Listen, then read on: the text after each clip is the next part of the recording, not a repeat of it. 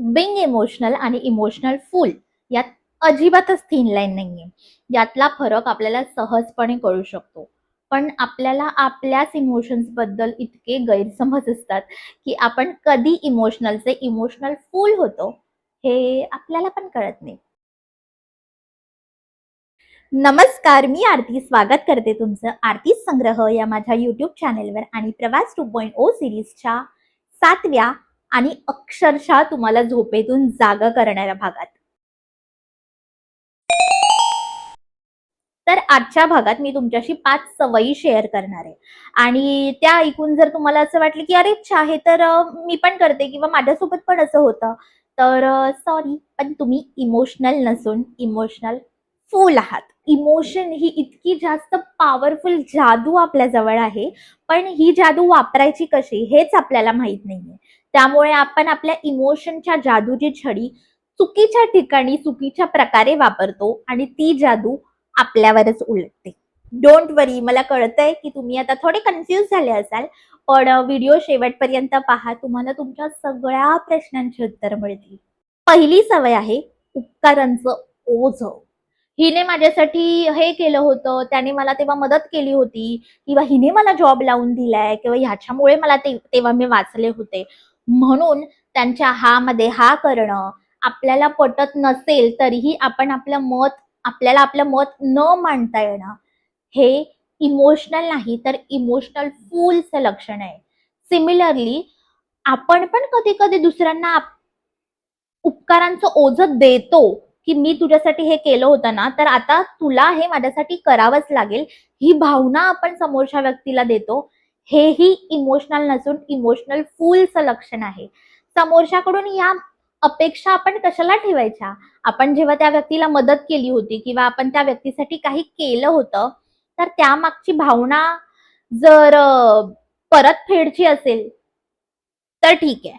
पण आपण जर तेव्हा आपल्या मनापासून ते केलं होतं, तर मग आपण त्याची परतफेड का मागतोय? त्या समोरच्या व्यक्तीवर ते ओझं का टाकतोय?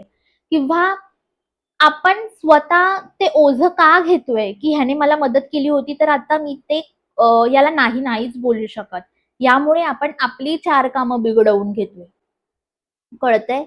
त्यामुळे आपल्या इमोशन्सचा योग्य वापर करून आपण जर पोलाइटली, नम्रपणे जर त्या व्यक्तीला सांगू शकलो, की "तू बोलतोयस ते बरोबर आहे, पण माझं मत असं-असं आहे." त्याचा एंड रिझल्ट काहीही असू दे, पण तुम्हाला तुमचं मत तरी ॲटलीस्ट मांडता आलं पाहिजे. म्हणजे इन शॉर्ट, समोरच्याला ओझं देणं पण चुकीचं आहे आणि समोरच्याचं ओझं घेणं पण चुकीचं आहे. हं. दुसरी सवय आहे, दुसऱ्यांचं दुःख आपली जबाबदारी समजणं. हे ना ह्युमन बीइंग्समध्ये खूपच जास्त कॉमन गोष्ट आहे.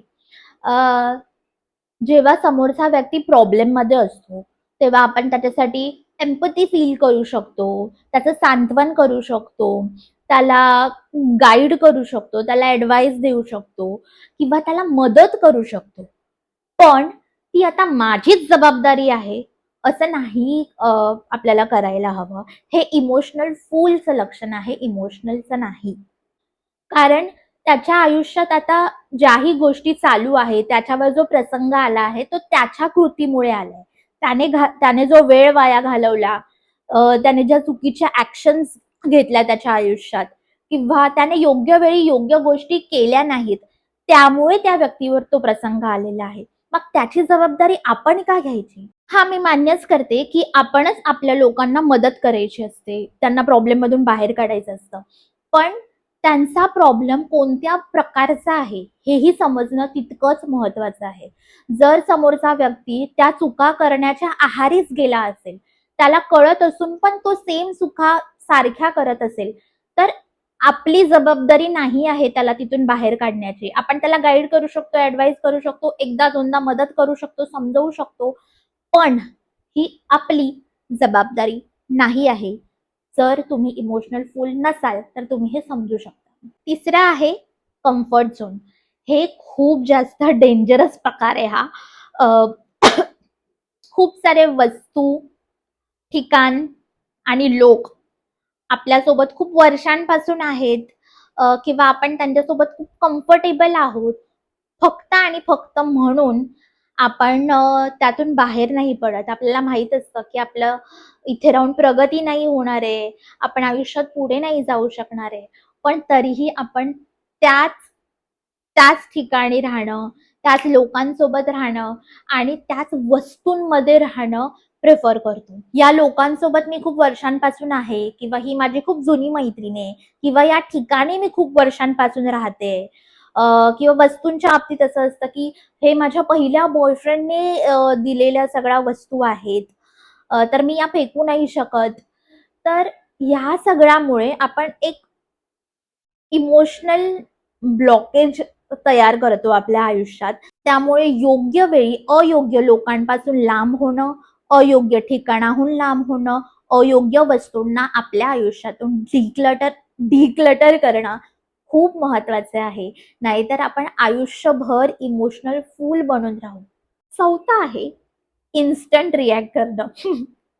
ऍक्च्युली हे मी पण खूप वेळा करते आणि त्यामुळे मला विनाकारण खूप वेळा सॉरी पण बोलावं लागले. पण येस, यावर मला एक सोल्युशन मिळालं आहे आणि मी ते स्वतः इम्प्लिमेंट केलंय आणि करते अजूनही. अ, आपल्याला कोणालाही लगेच येस ऑर नो बोलायची गरज नाहीये. आपण त्याच्याकडून टाइम घेणं हे पण एक ऑप्शन आहे. हे आपल्याला कळत नाही, की समोरच्याने आपल्याला काहीतरी विचारलं, आपण लगेच बोलतो ठीक आहे किंवा नाही. पण नाही, आपण टाइम घेणं हे पण एक ऑप्शन आहे आपल्याकडे. आपण वेळ घेऊ शकतो विचार करायला.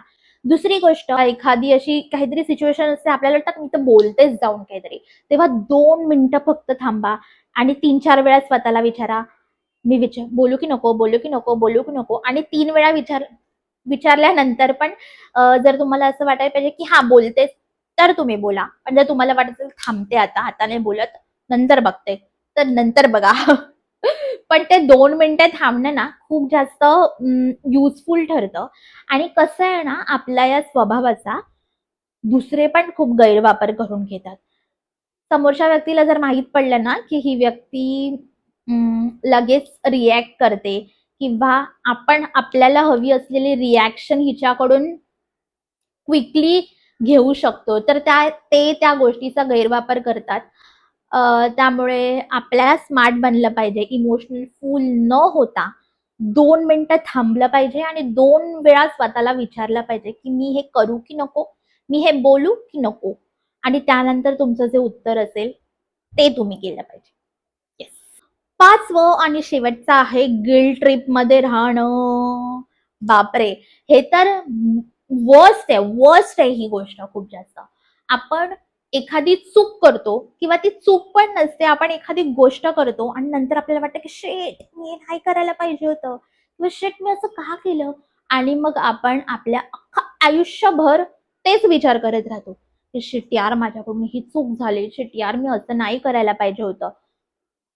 यावर सोल्युशन हे आहे की आपण चूक केली, एकतर ती आपण दुरुस्त करू शकतो किंवा दुसरं, जर ती दुरुस्त होण्यासारखी नाही आहे तर ती आपल्याला एक्सेप्ट करायला हवी. एक्सेप्ट करून मग आता मी काय करू शकते ते करायला हवं. ना की मी हे का केलं या गिल्ट ट्रिपमध्ये राहून ना आपण इमोशनल फूल बनतो आणि त्या प्रकारे पुढचे डिसिजन्स घेतो आणि पुढच्या गोष्टी पण खराब करून टाकतो. सो येस, या आहेत 5 सवयी ज्यामुळे आपण होतो इमोशनल फूल. आणि आपल्याला आपल्या इमोशन्सचा योग्य वापर करायचा आहे, कारण इट्स सो पॉवरफुल. व्हिडिओ आवडला असेल तर व्हिडिओला नक्की लाईक करा, कॉमेंट करा. तुम्हाला अजून कोणत्या अशा गोष्टी वाटतात ज्या इमोशनल फूलची लक्षणं आहेत, सवयी आहेत, तर त्या पण तुम्ही मेन्शन करा कॉमेंटमध्ये. आणि भेटू आपण पुढच्या गुरुवारी नवीन भागात. तोपर्यंत